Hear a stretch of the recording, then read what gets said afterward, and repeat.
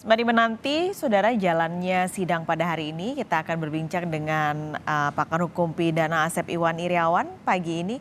Kang Asep, halo selamat pagi Kang. Selamat pagi, Pak Skalis. Oke, ini kembali dihadirkan 3 ahli untuk dengarkan keterangannya, 2 pidana, 1 psikolog forensik. Ini ahli pidananya sampai 2, kira-kira sekrusial apa sih Kang Asep? Ya, pertama kalau ahli pidana pasti akan menerangkan karena dari jaksa ya, pasti menanyakan unsur-unsur dari pasal-pasal yang didakwakan, 338, 340, terus kemudian OOJ ya, baik menghilangkan maupun merusak maupun yang undang-undang ITE-nya untuk PS, FS itu kan.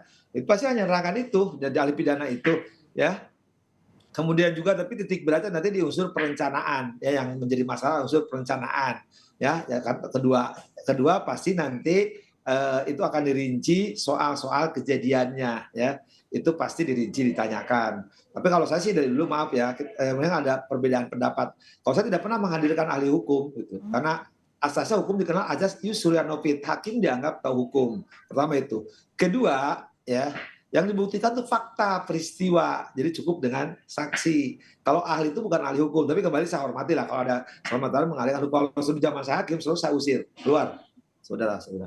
Karena sangat penting bagi saya ahli hukum. Kita sarjana hukum kok belajar hukum gitu. Jadi ini bukan acara perkuliahan, Hmm. tapi acara membahas. Tapi ya kita hormati perbedaan itu. Makanya kalau saya ngomong gini biasanya teman-teman saya dosen di Fakultas Hukum marah sama saya.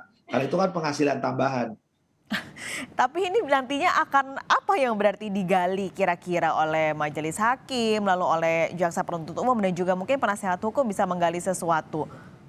Ya, yang digali tadi, ya, ini seperti kuliah di Fakultas Hukum gitu kan. Makanya nanti akan berbeda juga kalau ahli hukum dihadirkan oleh dari terdakwa, gitu kan. Pasti akan berbeda nanti. Kita lucu tapi nggak apa-apa. Kita berbeda biasa. Anggap aja kan ini udah acaranya udah bukan acara serius kan. Acaranya sudah acara komedi gitu. Jadi udah ikutin aja nggak apa-apa. Karena semuanya udah terjadi gitu, udah terjadi dan udah dibuktikan dengan fakta. Kalau lihat sekarang ahli kan, ya sekali lagi mohon maaf saya katakan sering berkali-kali janganlah saksi berahli, ahli bersaksi, pendapat sesuai dengan pendapatan. Nah, kadang harus logis gitu kan. Seperti kemarin kan lucu, ahli menerangkan sesuatu data yang tidak utuh.